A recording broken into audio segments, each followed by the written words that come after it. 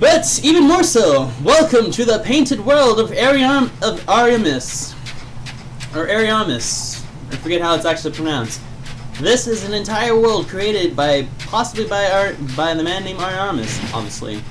This is a place where basically the story behind the Painted World, anything that was ever harmful against the gods was sealed within this world. And a certain person that is considered an abomination to the world was also found refuge within this place. As well as this is generally where exiles and outcasts are sent as well. So already you can tell this is kind of a lovely place, isn't it? And I'll be very honest, I hate traversing this place. I do not like this world at all, because it's a terrible, terrible place. With good reason. So, I'm going to do a few things, and I'll show you how to in essence, speed run through the Painted World of Ariamas. Of Ariamas, basically. Which, in essence, skips a whole lot of it, which is good. Because this place is a scumbaggish world.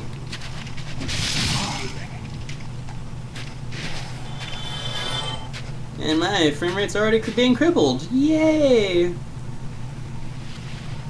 And I'm going to get this body because I believe this guy has a humanity for me. Yes, more humanity for the humanity gods. Which is always nice, because humanity is nice. It's a very nice thing to have.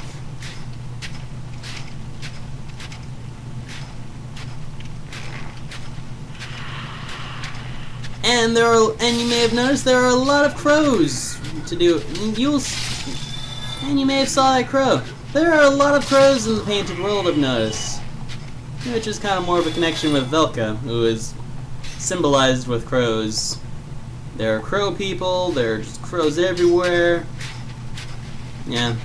Symbolism of crows. My frames are dying in the Painted World. I've never had my frames die here, so that's kind of tragic. Now, here's the hint for the first shortcut. You gotta make a running... Let's see if I can even pull it off in my current status. Yep, there we go. Basically, congratulations, if you were able to do that running jump correctly, you've managed to skip the entirety of the Painted World of Ariamas. Because opening this door is the shortcut, which brings you back to the bonfire. Which again, skips the entirety of the world, which is awesome, because I don't like this place. But there is possibly there is an amazing person here as well, so I'm going to use my humanity to reverse my hollowing, with good reason, because I would be doing a disservice to the world if I did not introduce this guy. If I did not bring this guy up. Hardcore Dark Souls player who's played the game as much as I have should know this guy, and they'll understand. It's a disservice to not even introduce him. And the torch and the hollow, just as evil as always. I don't know. If I wasn't doing maybe I'll do an actual full run of the Painted World in if I do another playthrough of this. Just I don't want to do it with no health Voltaire here. It's just he's not optimized for full exploration, so I gotta take advantage of the fact that I know how to speedrun through the Painted World. But that said, I will introduce this guy because he has to be honorably mentioned.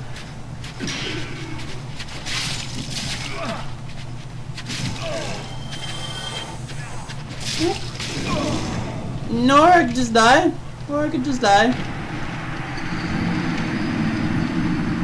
That happens too. That can also happen. Silly Torch Hollow. I should have actually been more careful how I approached there. Especially the fact that my friend... Oh god. I've come to the realization because Seath has been destroying my frame rate constantly with his moves. The person I'm even thinking of bringing up to the fold, he's probably going to cripple Like, my frame rate's gonna probably have a heart attack from half of his abilities. And I want to I want to introduce him because he's just awesome. I think this is one of those things I can say I'm having a bad idea. And I think I've been dying more often or not just because of my, like, frame rate issue. And the fact that I'm taking much more unneeded risk than I usually do. Which is a problem.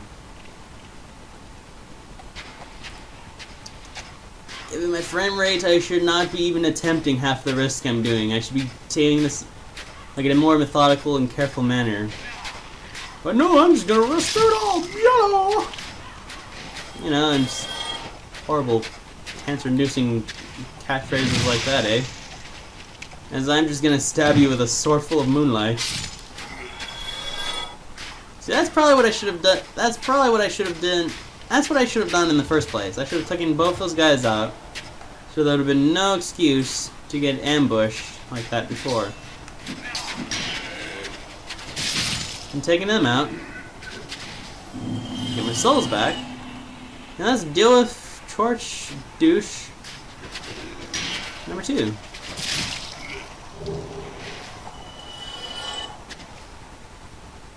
Okay, no hollows yet. Although, I'm gonna put some homing crystal soul mass on me now, because about down here is where we're going to meet the man himself. Man, the myth, the legend.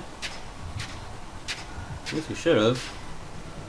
The Dark Spirits, King Jeremiah. Well, Xanthos King Jeremiah. He is a legendary He is the legendary outcast. Is immune to my crystal soul mass, apparently, as well as a master pyromancer. And is known for the goofiest headwear, and gets the award for the most awesome armor set in the world. Xanthos set is just glorious, mostly for that head wrap, which is a demon soul, which is a nod to Demon Souls, which had a goofy headdress for that.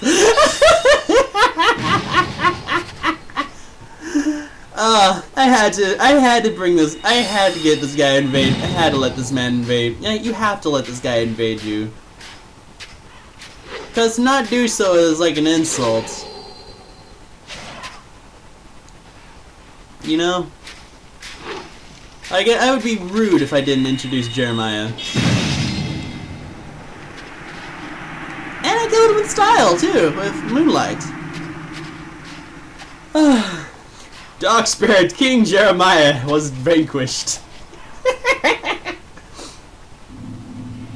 And we've got an extra bit of humanity and some souls from killing him, and we get the Notched Whip, which is his weapon. Which is pretty much whips are pretty much falls under the category of, like, useless weapons that you can't help but just shake your head and frown. But now, and speaking of Demon Souls references, here's another one, the Phalanx.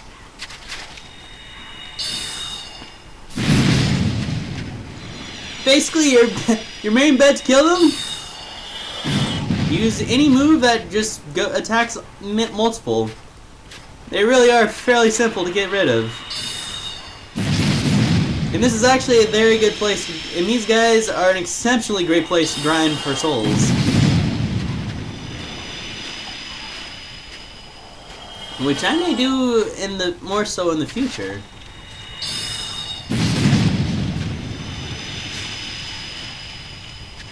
Just for how well they actually are, because for the most part, they're generally like in a small circle and you could just kill them right off the bat. And the fact that these guys are like slow as dirt as well, so it's just like, oh, I can just kill you. So it's like no problem killing these guys, and you normally get a lot of souls after the fact. So it's like, yay. I mean, I could probably level up twice now with like the souls I have from them and Jeremiah. With that said, let's go through this fog gate because this is going to be actually, scratch that. I'm going to recharge my sword shoes that I lost killing Jeremiah because I'm going to need them to finish this shortcut. And I may rest again just so I can prepare for... Because there is a boss in this world.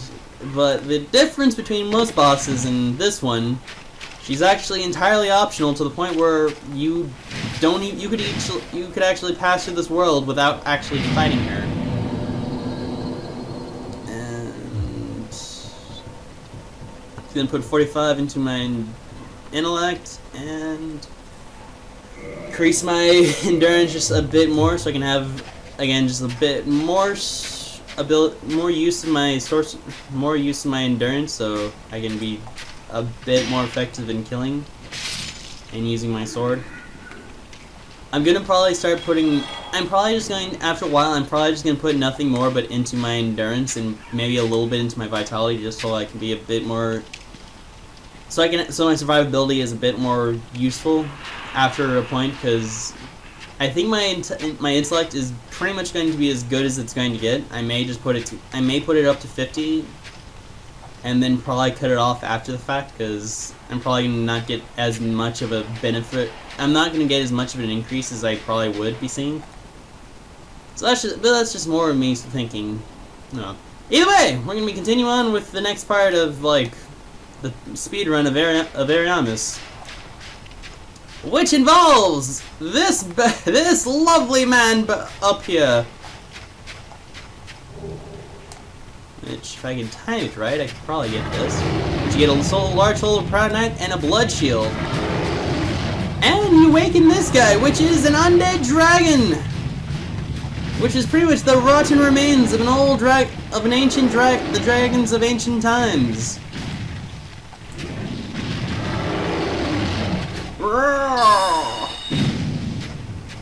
And generally, what you want to do, he will spray. Anytime you get hit by a spray, it will inflict toxic, which is not a good thing if anyone remembers what I've mentioned on toxic. But generally, what you want to do, just to trick him, he will pretty much move to the side as he goes. You just want to, once he sprays, you just move to the other side. You just let him do what he needs to. Ow.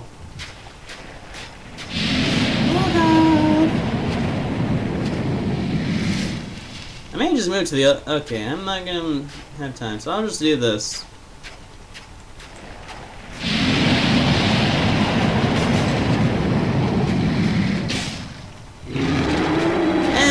And he's gone now. Normally, if you're on melee and with melee, basically the strategy is still the same. You just move to either side and you attack both his claws and himself in his face when he's not attacking. And just move away so he doesn't hit you with melee, which normally does a lot of damage and will kill you probably instantly. And with that, we get a dragon scale for our problems, which is good for me because I actually will need dragon scales now for the moonlight. Because unlike my bastard sword and claymore, dragon tail cuts like the moonlight greatsword require dragon scales in order to upgrade. So yeah, basically. I already had like 2 dragon scales from back when we killed the Hydra in the Darkroot Basin and Darkroot Basin and the trying to think. And we also got one from Blighttown, so I was able to upgrade this sword at least twice from that. I'm gonna need a lot more, so thankfully there is a place later on where we can get a lot of dragon scales, so that's a good thing for me. And right there, the lovely giant lady in white with the scythe, she's our boss of the world. Her name is Priscilla. She is a half-breed, half-dragon, and half who knows. Basically, the union of her parents are pretty much forbidden, so she was an outcast. And as well as she had the ability of Life Hunt, which is an ability that could have actually harmed the gods, so she was a threat to Gwyn and the others. There's a theory involving her involving her father, and I think I can kind of debate to this. It's very likely that she's actually the daughter of Seif the Scaleless. Who her mother was, we don't know. Probably was someone he kind of had his way with. Probably someone he experimented on. Who knows? I kind of buy the fact that Seif probably... One of us thou raped mated someone to make Priscilla. Also because he was probably crazy at that time, so it makes sense. And hurry home. If thou seekest I, thine desires shall be requited not. My desires will be requited not, you say? Well, basically, Priscilla is harmless. Is for the most part harmless. She will not come at you aggressively. Why dost thee hurry so regrettably, as much as I hate doing this, I'm gonna fight her. I don't normally fight Priscilla because I generally feel very awful with myself after the fact. But I'll show you guys how to do it. Generally, to fight her, she's invisible for the most part. But if you keep her in the snow, you can follow her footprints, which is a good way to track her. But that scythe of hers is going to be so strong.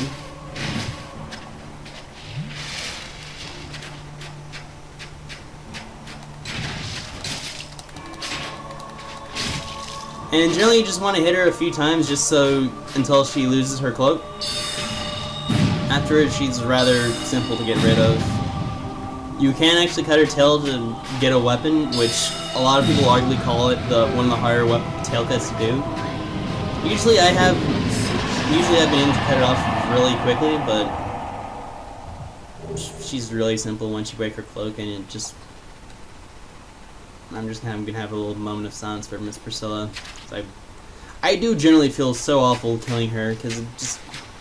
I do feel awful having to kill her.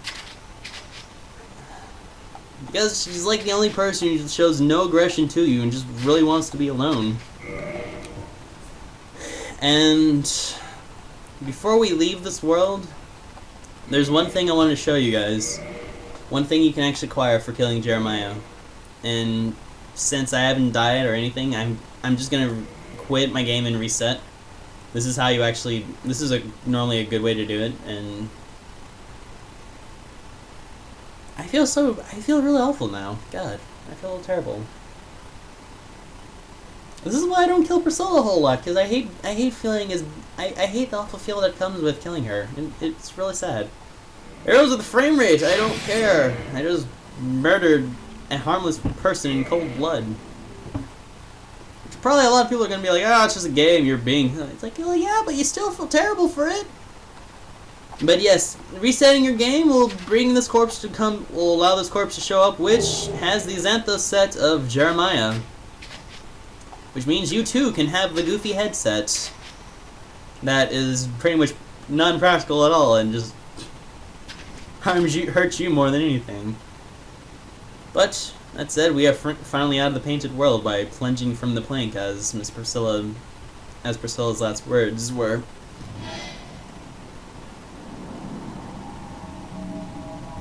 Although one thing I should say when the fight with her, one thing she will say if she actually manages to kill you, is she will ask you if you knew the reason why Ariamas created the world.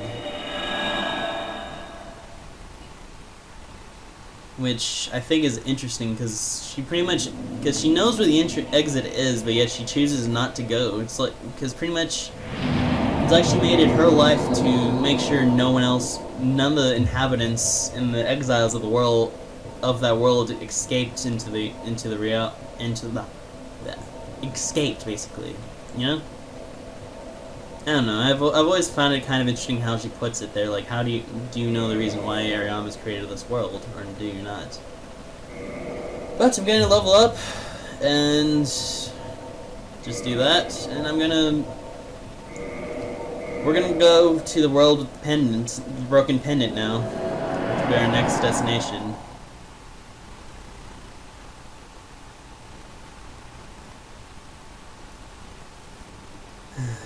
And I think I'll call it a session for now, because I want to do the whole area that involves that for later, because basically that is going to be the area of the DLC, which, since I'm playing this on PC, was included into the PC port, free of charge, no simple things asked. It was just added into it.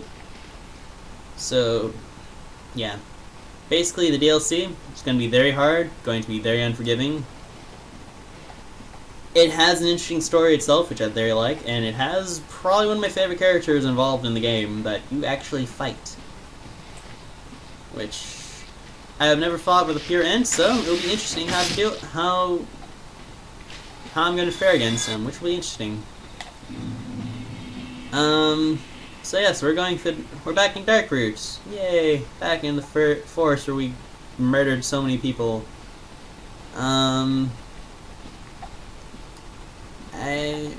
Actually, I'm okay. So I'll show us the area where we need to go, and I think I'll call it a session afterwards. So next time I'll meet you. No. I think I'll just end it on a I think I'll end it on a slight cliffhanger. I'll go through the portal and I'll let you guys see what happen. I'll let you see what happens when you interact with where you use the pendant, and let you guys wonder what happens next. Those of you who've played it, you guys probably will know, but don't spoil for the others. I want them to know for themselves. It'll be fun. Lots of murder shall be engaged. Do I have that ring? I do. Okay. Okay, so I'm just gonna run past all the golems first, and with the rusted iron ring, I don't have to worry about the water, so yeah. Hello? Hello here.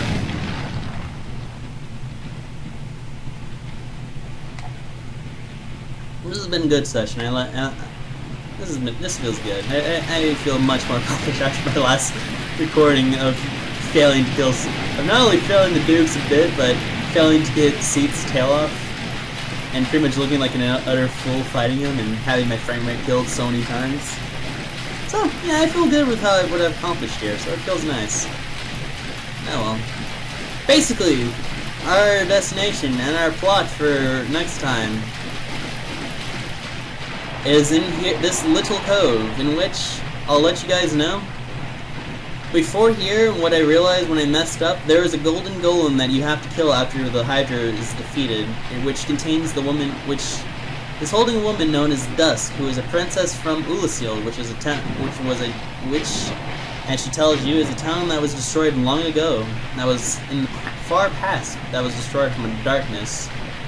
And afterwards, you can kill the golem, and you get the broken pendant. And if you return to her cove, this portal appears. This interesting wormhole show up. All I can say is, guys, this has been Dark Souls. I have been Genesis 013. I'll see you guys next time.